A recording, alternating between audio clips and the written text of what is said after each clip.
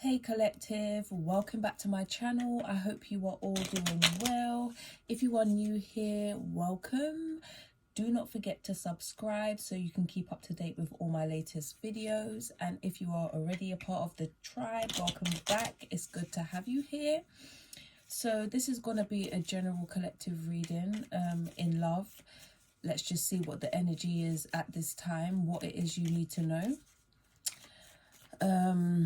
I don't know, the energy's been a bit weird. Overthinking in reverse. Let's just get it kicked off, started already, because you already know I did my protection prayer before I even press record. I speak with my angels, I speak with my ancestors, but yeah, overthinking in reverse. So there must be something that you are trying not to think about, or it's just played out right now. You've overthought it and you're done.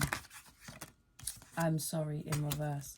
So there could be an apology that you're waiting for from somebody, or that you received an apology and you don't believe it.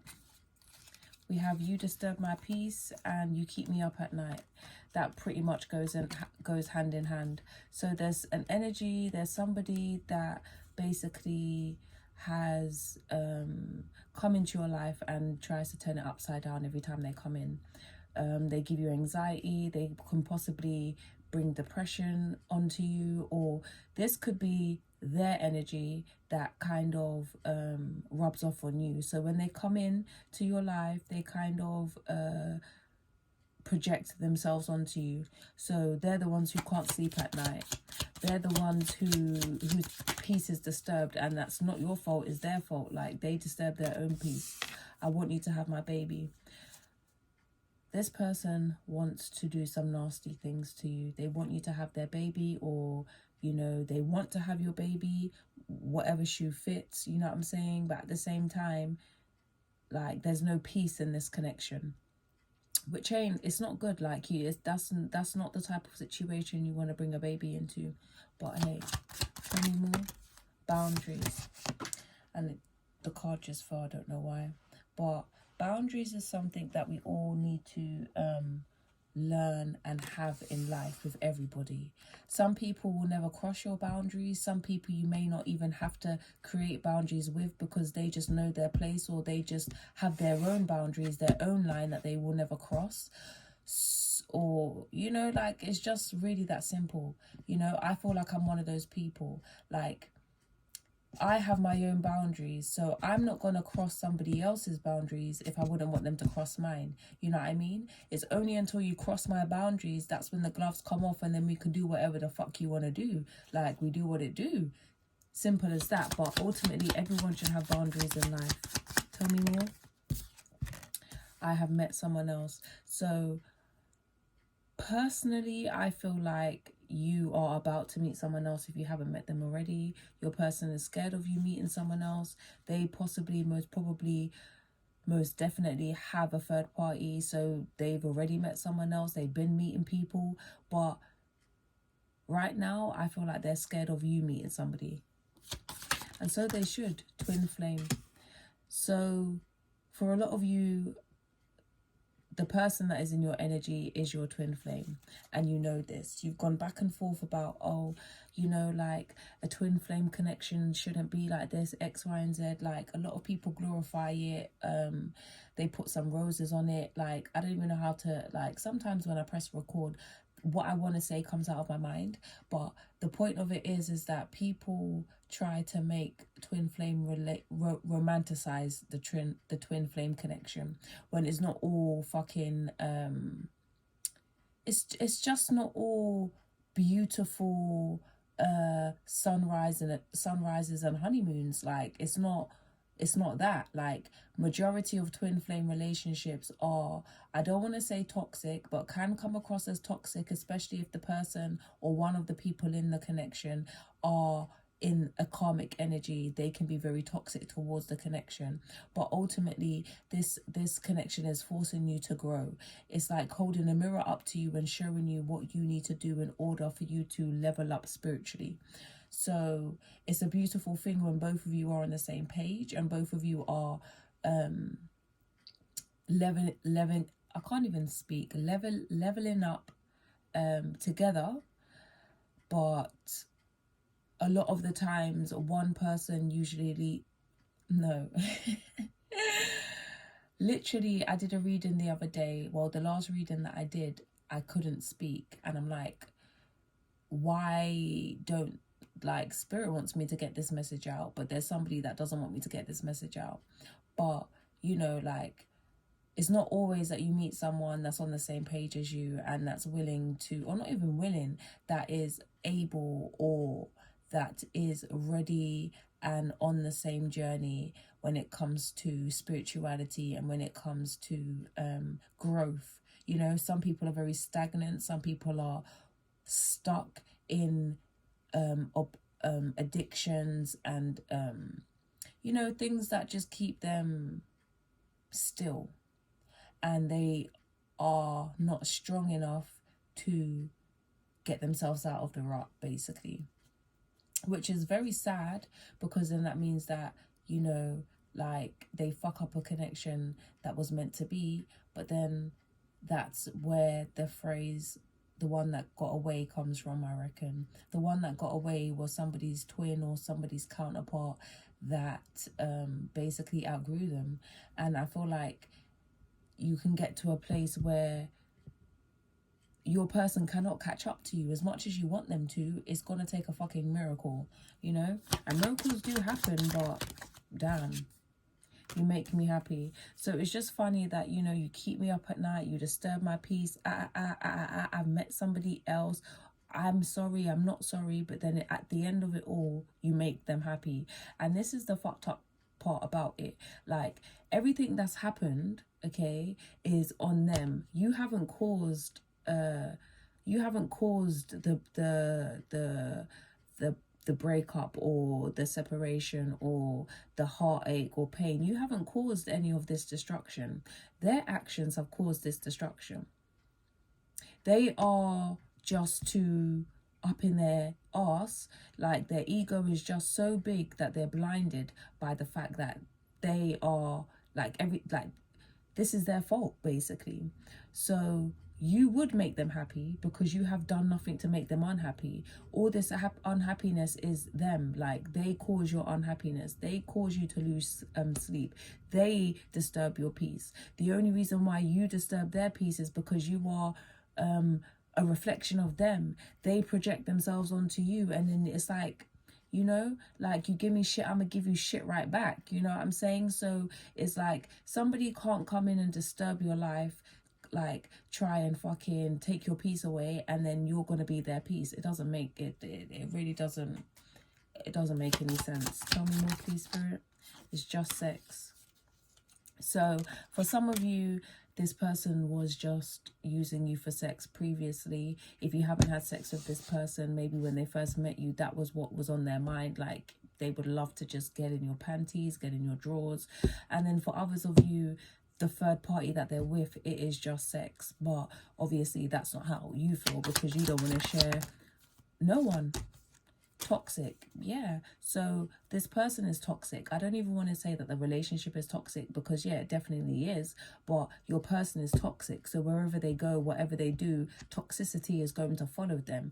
Whatever relationship they're going to get themselves into, after you, before you, whatever, while being with you, is going to be toxic, because they are toxic. Until they heal themselves, they will always be toxic, and it's always going to follow them. Tell me more. I want to see other people and unconditional love.